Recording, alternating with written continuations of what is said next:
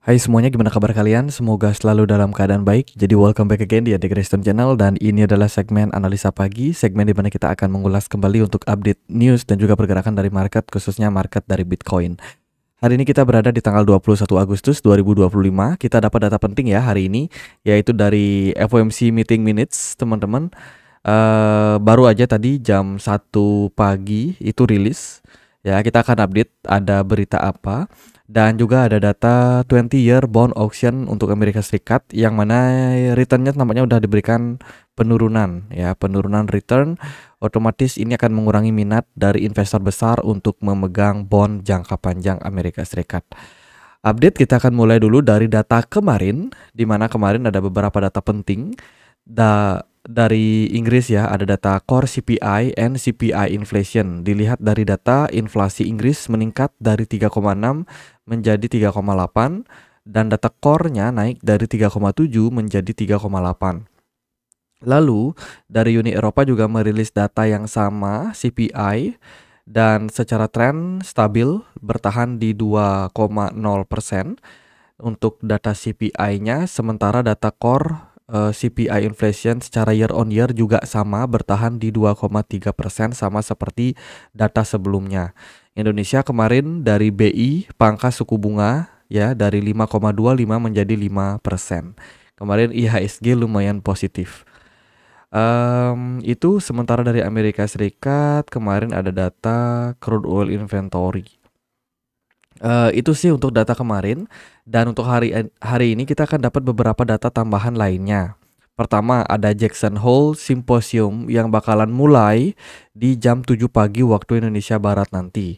Ini akan menjadi beberapa hari di Jackson Hole, di mana petinggi-petinggi bank sentral, terutama bagi negara-negara yang punya mata uangnya itu sangat berdampak ya, seperti US dollar, kemudian juga ada Jepang yen, terus ada dari European Central Bank, ada punya euro ya, pound sterling dari Bank of England.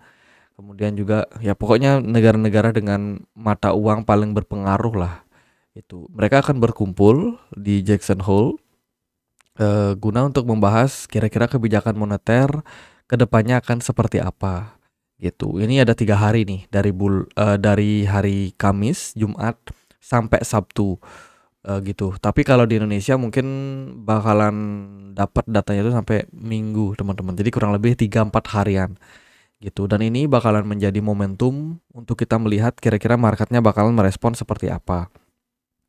Nah, lanjut, hari ini juga ada data terkait dengan initial jobless claim dari Amerika Serikat jam 7:30 malam.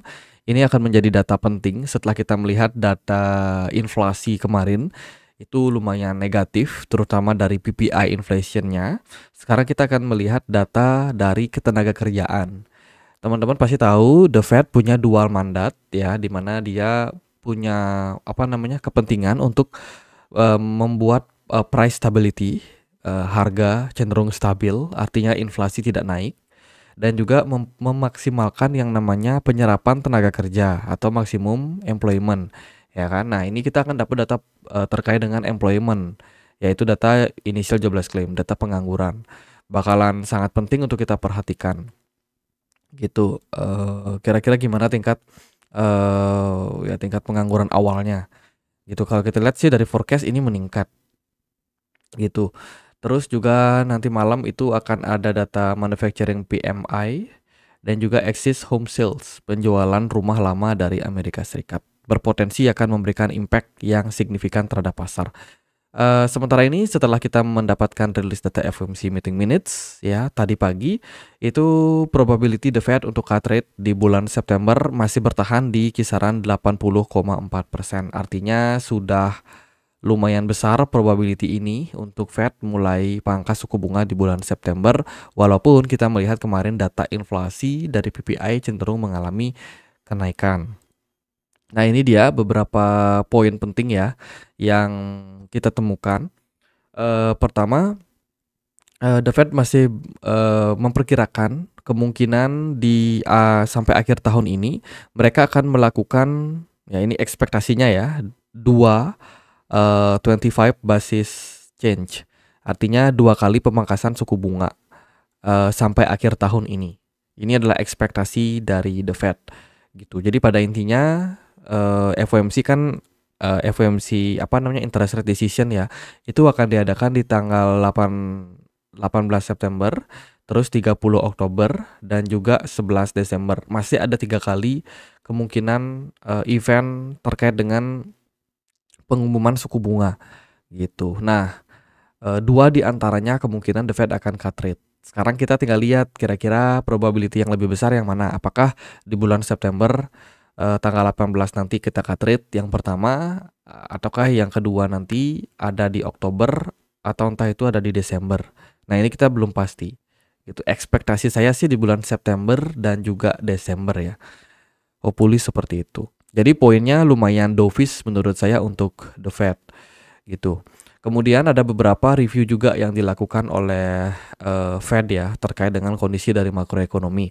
Yang pertama adalah terkait dengan GDP, di mana GDP Amerika Serikat nampaknya sudah bergerak slow, ya artinya tingkat dana yang masuk lewat impor itu udah mulai menurun dibandingkan dengan data sebelum-sebelumnya.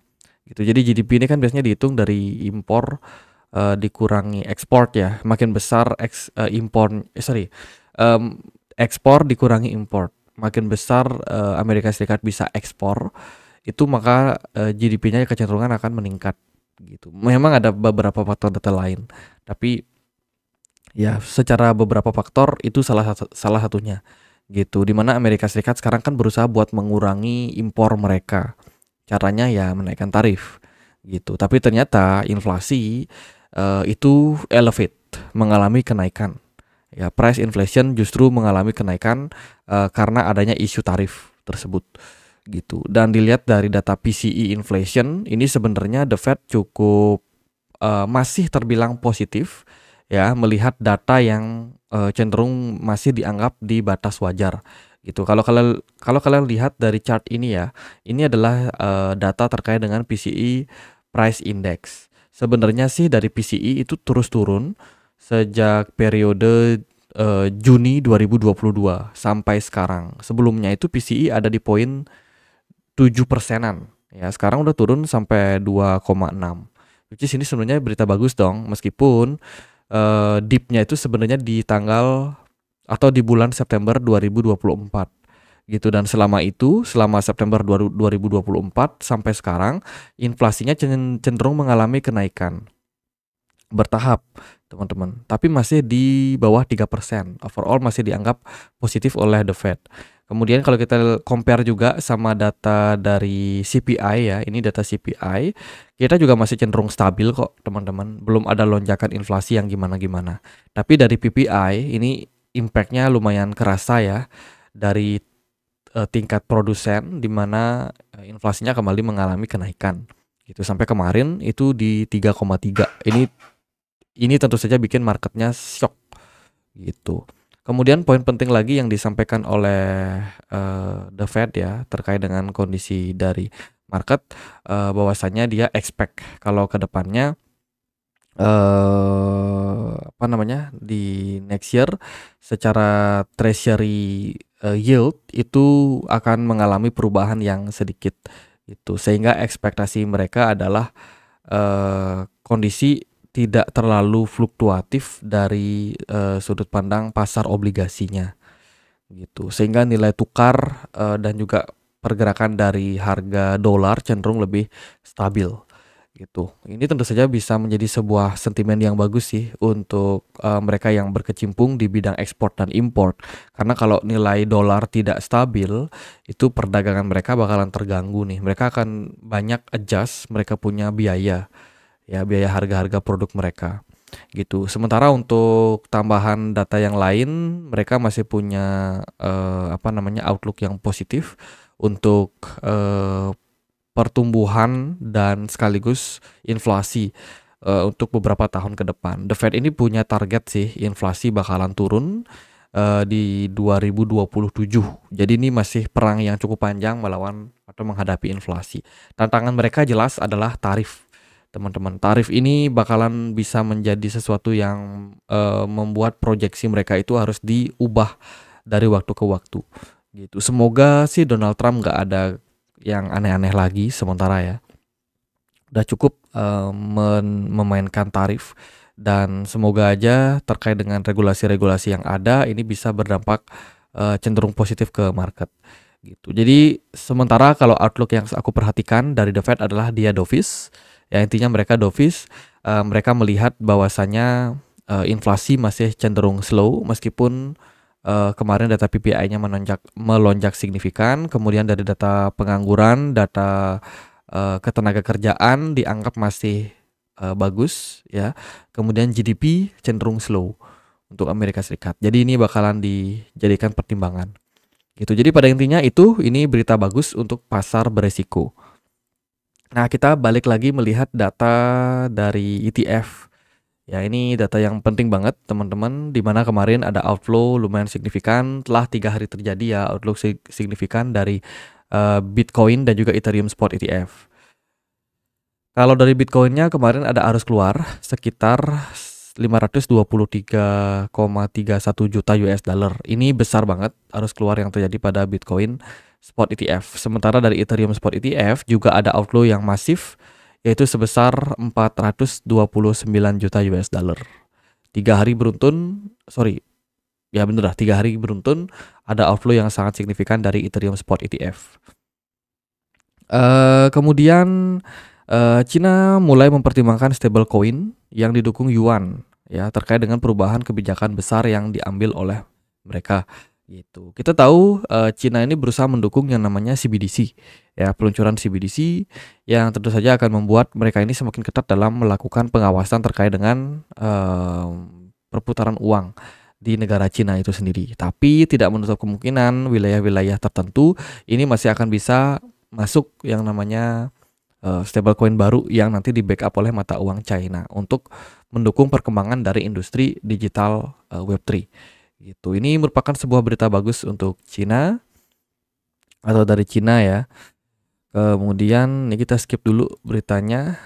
Kemudian juga ada core partner with Hack Trust to offer institutional Bitcoin staking across APEC and MENA. Jadi ini ada kolaborasi dari Core Foundation dengan Hack Trust, di mana mereka ini berkolaborasi untuk menyediakan institutional Bitcoin staking.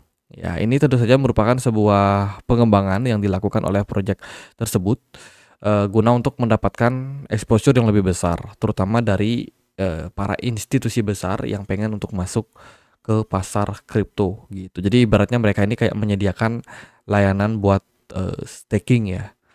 Staking untuk Bitcoin. Menarik sih idenya. Kemudian dari SEC, Paul Otkin itu mengatakan crypto token are securities itu sangat sedikit ya. Jadi sangat sedikit kripto di pasar kripto ya, khususnya altcoin, itu sangat sedikit yang bisa dikategorikan sebagai securities gitu. Jadi dia melihat bahwa regulator ini sudah berada di jalur yang benar selama kepemimpinannya Paul Otkin gitu. Ya, semoga sih nggak ada isu lagi terkait dengan sekuritas, karena kemarin itu udah isu lapuk di tahun 2022 dari Gary Gensler. Oke, dari berita yang lain adalah dari Bitmains, MicroStrategy Style ETF ya. Jadi Bitmain ini dia bisa dibilang salah satu perusahaan yang secara aktif melakukan pembelian terkait dengan Ethereum ya, untuk menjadikan Ethereum sebagai treasury mereka gitu. Jadi menurut outlook terbarunya ya, Bitmain Immersion Technologies itu, nah ini teman-teman, dia mencoba meniru gaya dari MicroStrategy untuk menggunakan pembiayaan ekuitas untuk mengakumulasi Ether dengan cepat. Jadi perusahaan ini masih akan dalam tren akumulasi untuk Ethereum-nya gitu. Jadi dia melihat ada penggunaan yang besar terkait dengan blockchain Ethereum, terutama dari para institusi besar ya, dimanfaatkan gitu untuk mendukung pertumbuhan mungkin stablecoin atau mungkin ada data-data ya data-data yang bisa disupport selama di develop di Ethereum, dan dia melihat juga ada formulasi yang bagus pada Ethereum sehingga sampai saat ini Ethereum masih berada di peringkat 2 market cap kripto terbesar gitu. Kripto dengan market cap terbesar yang memang adopsinya itu terus mengalami pertumbuhan sejauh ini gitu. Jadi perusahaan ini masih akan terus melakukan akumulasi terkait dengan Ethereum. Terus ada berita dari Sonic. Ya, Sonic dikabarkan baru aja melakukan pemungutan suara berfokus pada akses pengembangan proposal bertujuan memperluas token S ke pasar modal tradisional Amerika Serikat. Kedepannya mereka akan mendukung ETP dan ETF di Amerika Serikat join dengan BitGo Custodian. Ini mereka ada lagi voting nih teman-teman. Kemudian ada Ethereum Staker, head for the exit. Nah ini ada arus keluar dilakukan oleh Ethereum ya, dimana dalam sebuah chart menunjukkan jumlah staker Ethereum itu banyak yang mulai melakukan likuidasi, terutama dari Lido Finance. Ini pelan-pelan udah pada unstake ya, mereka punya Ethereum. Wow, bahaya nih teman-teman. Ini sebenarnya sinyal yang lumayan negatif ya dari on-chain. Itu dari Lido Finance itu ada arus keluar, tapi dilihat dari data ini justru mereka banyak yang pindah ke Binance Stake. Mereka stakingnya justru di exchange ya, di decentralized exchange maksudnya teman-teman. Kemudian untuk demand market di bulan Agustus ini secara summary, Bitcoin cenderung korektif, impact dari adanya outflow ya, realisasi profit yang dilakukan oleh whales yang sebelumnya sudah punya barang sejak 4 Juli ya kan, mereka pelan-pelan mulai merealisasikan profitnya sejak 16 Agustus kemarin. Ini impactnya tentu saja adalah penurunan harga. Target support dari CryptoQuant itu adalah di 110.000 ya untuk pergerakan Bitcoin ke depannya. Jadi next supportnya ada di sana menurut prediksi tersebut. Gitu. Ini tadi beritanya udah kita spill terkait dengan UK, inflasinya naik jadi 3,8. Kemudian market crypto overall sangat positif ya hari ini, mayoritas hijau. Kita akan coba untuk lihat gimana kondisi dari market. Teman-teman, Bitcoinnya mulai recover naik ke 114.000. Tepat banget dia ketahan di area support penting di sini di 112.200-an something adalah area support, di mana di sini ada pantulan harga terjadi pada Bitcoinnya. Gitu. Emas kemarin juga rally lumayan bagus nih, naik 0,97%. Emas terbilang sangat stabil sejauh ini ya. Movement emas belum sangat bearish belum, tapi dia bagus banget masih bertahan kayak gitu. Kemudian indeks dolar ada sedikit pelemahan 0,02%. S&P 500 masih dalam proses koreksi. Bitcoin ada sedikit rebound. Nah, rebound kali ini lumayan unik karena Bitcoin dominance drop 4,26%. Wow, inflow banyak masuk ke total 2 ya di perdagangan kemarin. Kemudian lanjut total 3 juga mendapatkan akumulasi yang sangat signifikan terhadap market. USDT dominance juga mengalami penurunan. Impactnya, bagus banget. Teman-teman, Ethereum kemarin melonjak lumayan signifikan 6,49%. Kali ini kita ongoing develop yang namanya bullish engulfing ya di time frame 1 hari. Seandainya kalau Ethereum bisa closing di harga seperti ya di harga di atas 4.315, itu akan menjadi sinyal yang bagus buat Ethereum. Diperhatikan closing daily time frame hari ini jam 7 pagi nanti. Chainlink nggak kalah nih, dia naik 11,16% di perdagangan kemarin, sangat-sangat positif. Solana pun juga menunjukkan movement yang luar biasa bagus. Kemudian BNB belum ada indikasi bearish sejauh ini, sangat positif. Kemudian Zora juga pelan-pelan mulai recover, Arbitrum naik hampir 8%. Lalu Optimism juga lumayan bagus secara movement, Manta, Dogecoin kemarin kita lihat dia ada head and shoulders ya, tapi ternyata tidak berhasil breakdown di bawah dari 0,21 gitu. Jadi ini merupakan sebuah sinyal bagus juga untuk Dogecoin. Jadi overall secara umum kita melihat cukup positif untuk altcoin. Nah, tetap sih yang megang peran kunci itu dari Bitcoinnya kayak gimana. Kalau dari saya melihat ya, sinyal dari Bitcoin ini ada rebound kecil di time frame saat ini, time frame 4 jam yang kita pakai. Jadi ibaratnya ini ada kayak perbaikan harga setelah kita mendapatkan selling pressure lumayan masif sejak kurang lebih di tanggal 14-15 Agustus kemarin ya, di mana marketnya sempat turun. Rebound kali ini itu belum menunjukkan indikasi bullish yang strong. Ya, saya sendiri masih mewaspadai adanya probability untuk pasar mengalami koreksi lanjutan, teman-teman. Jadi saya sendiri jujur belum terlalu expect Bitcoinnya bisa naik tinggi. Tapi seandainya kalau teman-teman memperhatikan hari ini, siapa tahu ada good news. Seandainya kalau kita pengen melihat Bitcoinnya bullish, pertama resistance yang kuat untuk Bitcoin itu wajib untuk tembus level 115.300-an.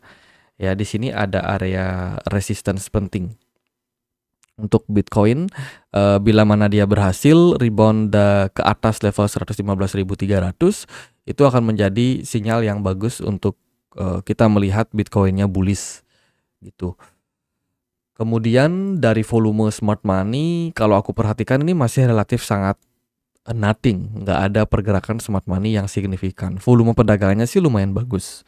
Gitu. Kita melihat jadinya Bitcoin ini ada potensi buat naik jangka pendek sampai kisaran 115 ribuan. Gitu. Kalau di sini dia berhasil breakout itu positif. Kalau dia kena rejection kembali, harganya terkoreksi kembali, kita masih ada opportunity untuk beli barang di harga murah. Gitu. Target support berikutnya itu ada di 112.000 sampai 100 mungkin 109 ribuan ya. Gitu. Bahkan di worst case scenario kemarin kita sudah sempat bilang nih bahwa ada potensi untuk Bitcoin ngetes juga area support kuat di sini di kisaran area mungkin 105 ribuan gitu. Karena dalam bigger picture pergerakan Bitcoin itu seringkali dia mantul di area support tersebut. Jadi sejelek-jeleknya Bitcoin ya itu ekspektasinya dia bisa mantul di 105 ribuan. Seandainya kalau dikasih ke harga tersebut. Gitu. Dan ini juga masih dalam kelanjutan structure bullish gitu. Jadi saya sendiri belum punya outlook bearish sih untuk Bitcoin. Saya melihat Bitcoin ini masih sangat-sangat positif. Jika hari ini dia ada pantulan maka itu sangat bagus karena area supportnya mulai memberikan reaksi terhadap market. Tapi kita belum mendapatkan konfirmasi tentang pembalikan arah. Jadi kalau saran saya bagus Bitcoin bisa teman-teman tradingin jangka pendek karena ada opportunity buat dia rebound gitu. Tapi kalau untuk apakah ini udah reversal menurut saya masih belum ya. Saya sendiri masih mewaspadai adanya probability penurunan yang bisa lebih dalam lagi. Gitu. Sementara dari Elliott Wave saya sendiri masih melihat Bitcoin ini bergerak dalam sebuah flat correction. Jadi ini sedikit update aja. Nah, kalian bisa temukan di Elliott Wave Forecast ya di Google. Ini adalah terkait dengan gambaran kira-kira Bitcoin ini tengah dalam fase apa. Gitu, teman-teman bisa sama-sama pelajari, sama-sama belajar. Kebetulan ada yang versi translate-nya, jadi mungkin akan lebih mudah bagi teman-teman untuk mempelajarinya. Kita masuk ke bagian correction. Mana correction? Nah ini gelombang ABC ya. Nah ini gelombang korektif. Ada beberapa teori terkait dengan correction pattern. Ada yang zigzag kayak gini, zigzag cenderung teratur turunnya. Ada yang dia datar ya, biasanya ini flat reguler. Ada flat expanded ya itu, dan ada yang running flat. Jadi menurut saya pergerakan Bitcoin ini sedang dalam koreksi yang cenderung ini expanded correction ya. Dia ada A, B, C correction, dan kalau kita melihat secara movement kayak gini kurang lebih gambarannya gitu. Kita ongoing untuk running wave C ya, tapi kalau kita lihat dari bentukannya teman-teman, untuk kita melihat dia itu bergerak flat, running flat, expanded flat ya, itu cenderung agak tinggi gitu. Kalau reguler ini harusnya Bitcoin bisa rebound di harga sekarang. Seandainya kalau Bitcoin ini cuma create correction reguler, harusnya di wave C hari ini ya itu udah ada rebound dan balik ke bullish lagi gitu, balik ke sini. Nah, 5 wave kenaikan setelahnya gitu. Kalau kita expect dia itu kayak regular flat saja. Jadi wave C sudah terkonfirmasi di kisaran level 112.000. Itu skenario positif sih gitu. Tapi kalau kita punya skenario yang agak bearish, mungkin kita mempertimbangkan adanya potensi bad news ke depannya, maka bisa aja Bitcoin ini running ke wave C-nya. Wave C-nya kalau saya lihat itu ada di range antara 109 ribuan sampai dengan 105 ribuan. Jadi antara tersebut nggak bisa spesifik kita prediksi gitu, tapi ada kemungkinan. Jadi ibaratnya kayak gini. Nah, ini kan Bitcoinnya udah turun nih, turun. Di sini mungkin dia ada positive news, ada sedikit rebound, dan dia breakdown lagi, turun lagi. Gitu. Dan kalau kita lihat dari skala besar, ini sebenarnya adalah 5 wave penurunan. Gitu, teman-teman. Ibaratnya kayak gitu. Jadi kita ongoing mungkin masih bisa running ke wave C. Makanya saya sendiri melihat secara jangka pendek ini belum kuat sinyal bullishnya gitu. Saya memprediksi kalau seandainya Bitcoinnya ada rebound kecil ke atas, dia bisa berpeluang untuk turun lebih dalam lagi. Gitu. Ibaratnya naik untuk dibantai turun untuk cari wave 5 di skala kecilnya, menyelesaikan wave C correction. Ya, kurang lebih kayak gitu sih untuk saya melihat outlook sementara ini. Nah, kalau dia udah create wave C kemana? Ya, berarti kita siap-siap untuk kembali create wave 1, wave 2, wave 3, wave 4, wave 5 ya, menyelesaikan wave 3 di sini yang merupakan sebuah major besar, bullish trend besar untuk Bitcoin. Gitu. Ini kita bicara especially Bitcoin. Kita nggak bicara altcoin ya, teman-teman. Jadi jangan salah paham. Nanti takutnya teman-teman salah paham. Oh, tadi katanya Bitcoinnya naik, tapi teman-teman yang dipakai patokan adalah chart altcoin. Tentu saja akan sangat berbeda. Gitu. Namun adanya ekspektasi terkait dengan penurunan suku bunga tahun ini sampai 2 kali, saya berekspektasi kalau ada momentum kita untuk melihat alt season terjadi gitu. Apalagi hari ini kita melihat Bitcoin dominance ini masih turun ya 4,38% dan ini menurut saya lumayan bagus inflow-nya ke total 2 and total 3. Jadi peluang alt season masih belum habis ya teman-teman, ini masih sangat-sangat positif. Justru teman-teman boleh memanfaatkan momentum untuk akumulasi koin-koin yang mungkin teman-teman rasa positif. Saran aku cari koin yang istilahnya itu punya fundamental, punya utility. Ya, meme token mungkin boleh alokasikan ya maksimal 10% lah gitu. Ya, karena meme token juga belum manggung sejauh ini. Oke, that's it aja. Semoga video kali ini bisa bermanfaat. Nanti sore aku akan ada di CoinFest, teman-teman, sama besok juga ya. Jadi mungkin teman-teman yang ikutan CoinFest boleh cari ya. Siapa tahu ketemu, boleh janjian kayak gitu teman-teman. Kemudian kemarin aku juga ada update acara dari acara di Trans Resort ya.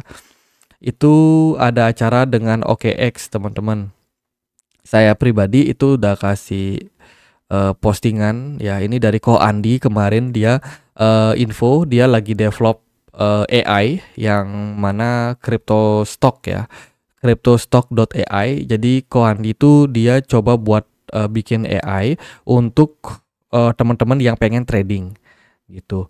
Nah, kemarin kita dapat tuh beberapa outlook dari Solana yang ada probability bullish sampai 192 maksimalnya gitu di jangka pendek.